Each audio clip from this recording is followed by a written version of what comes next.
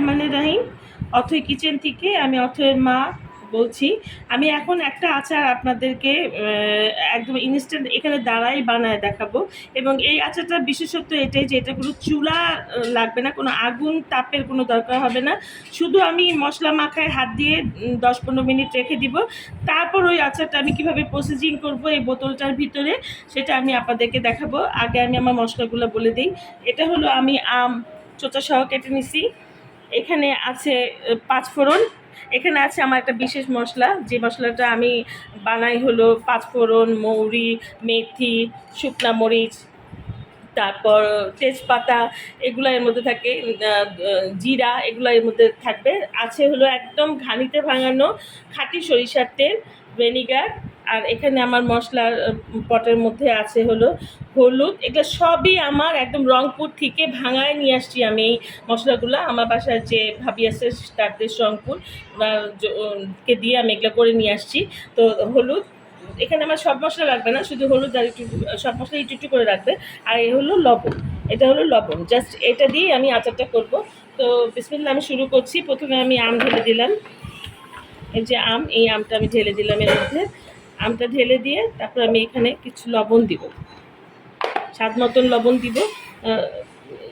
সেটা মানে হয়ে একটু পানি ঝরবে, তারপর যা যা করার আমি করব।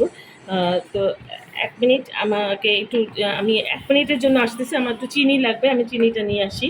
তো এই লবণটা দিয়ে আমি ভালো করে আচারটা মাখিয়ে নিব।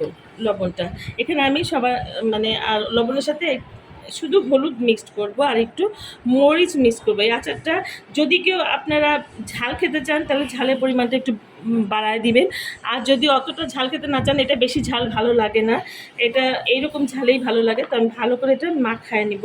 এটা আমি অথৈকে দিয়ে করাইনি, কেননা ছোটো মানুষ, ওর হাত জ্বলবে, এখানে মরিচের ব্যাপার আছে একটা, এই জন্য আমি ওকে দিয়ে কাজটা করাইনি।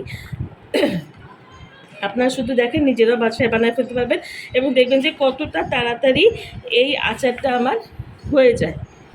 আমি এই যে মশলাটা মাখালাম এটার সাথে আরেকটু চিনি দিব, এটার সাথে একটু চিনি দিব, কেননা যেহেতু আমার এই আচারটা চুলায় যাবে না, শুধু এভাবেই আমি আচারটা তৈরি করবো। ইনশাল্লাহ এই আচার 1-1.5 বছরের মধ্যে কিচ্ছু হবে না, যদি আপনারা কাচের বয়মে রাখেন। এবং আমি সবসময় বলি, আচারটা তখন বয়ম থেকে আপনারা খাবেন তখন অবশ্যই হাত দিয়ে নেবেন না, বয়ম থেকে কোনো একটা চামিচের সাহায্যে সেই আচারটা উঠিয়ে নেবেন, কেননা হাত দিলেই সেই আচারটা, আমার মা বলতো যে আচারটা নষ্ট হয়ে যায়, কেননা হাতে অনেক সময় অনেক রকম পানি থাকে, এই জন্য একটা শুকনো চামিচ দিয়ে, চামিচটাও শুকনো হতে হবে, তারপর আচারটা আপনারা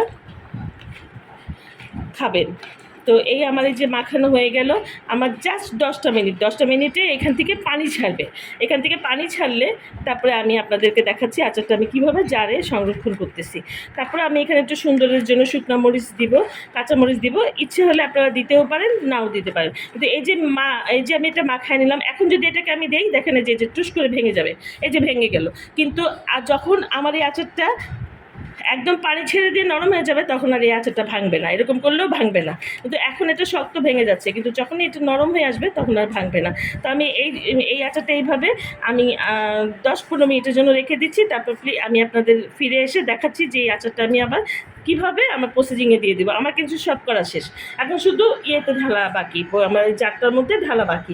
এবং জারের মধ্যে ঢালতে যাব সেটারও একটা কারিশমা আছে, সেটা হলো কিছু আচার যাবে, তারপর মশলা যাবে, তারপর এই 5 ফোড়নটা যাবে, আবার লেয়ার হবে, আবার যাবে, এইভাবে হবে। তো এক্ষেত্রে আমি এই মশলাটা আগেই দিয়ে দিব, এই মশলাটা একটু আগেই দিয়ে দিব। এটা আবার একটা স্পেশাল মশলা, এটা একটু আগেই দিয়ে দিলাম। আগে দিলে এটা সেন্টটা ভালো হয়, মিশে যায় আচারের সাথে তাড়াতাড়ি, এই জন্য আমি এইটা আগে দিয়ে নিলাম। হ্যাঁ, আমার এখন সব কিছু দেওয়া শেষ, আমার এখন এটা রেখে দেওয়ার পালা। আমি এটা এখন রেখে দিচ্ছি, আর জাস্ট 10-15 মিনিটের পরে আমি আচারটা আপনাদের দেখাবো যে আমি কীভাবে এটা প্রসেসিং করে রেখে দিচ্ছি। ফিরে এলাম 15 মিনিটের পর। এখন আমার এই আমগুলো আমি দেখাচ্ছি, দেখেন প্রচুর পরিমাণে এই যে আমগুলোর মধ্যে পানি জমে গেছে। এখন আমাকে এই পানিগুলো ছেঁকে নিতে হবে। আমার যতটুকু শক্তি আমি আপনাদেরকে একটা জিনিস শেয়ার করছি। এই যে মানে এটা রংপুরের ভাষায় পিসানি না কি যেন বলে, এটার মধ্যে আমি সব রকম ভর্তা করি। এইটা দিয়ে ডোলে অসম্ভব রকমের মজা লাগে।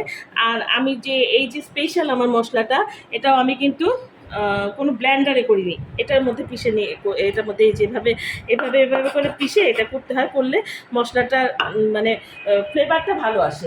আর ইয়েতে ব্লেন্ডারে দিলে একদম ফাঁকি হয়ে যায়, ওটা ভালো লাগে না। তো এখন আমাকে যতটুকু শক্তি আছে ততটুকু শক্তি দিয়ে চেপে চেপে এই আচারের মধ্যে থেকে যে পানি আছে সেই পানি আমাকে বের করে ফেলতে হবে।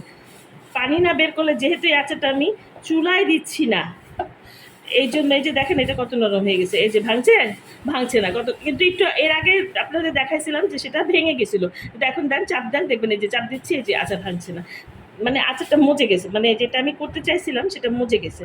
এখন আমি এটা থেকে পানি বের করে নিব, আমি একটু হাতের সাহায্যে নিই, তাহলে ভালো হবে। যতটুকু শক্তি আছে ততটুকু দিয়ে আমাকে চিপটায় এটা উঠায় ফেলতে হবে।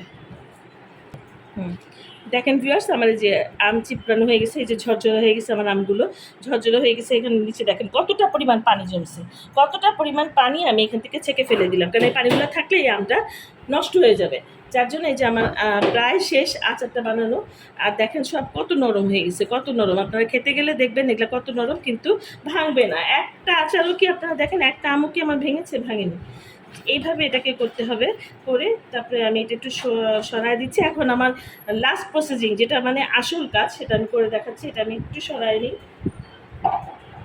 এখন আমি এটার সাথে সৌন্দর্য লাগার জন্য, সৌন্দর্য বর্ধন যাকে বলে, তার জন্য আমি কিছু কাঁচা ভেজা শুকনো মরিচ এটার সাথে মিশিয়ে দিচ্ছি, অ্যাড করে দিচ্ছি, যাতে দেখতে আচারটা যখন আমি ভরবো তখন সুন্দর লাগবে। কিছু সবুজটা অবশ্য অতটা দেখা যাবে না, কারণ আমটার মধ্যে যেহেতু আমি চোচা রেখে দিচ্ছি, আর এই আচারটা আমের চোচা সহই ভালো লাগে।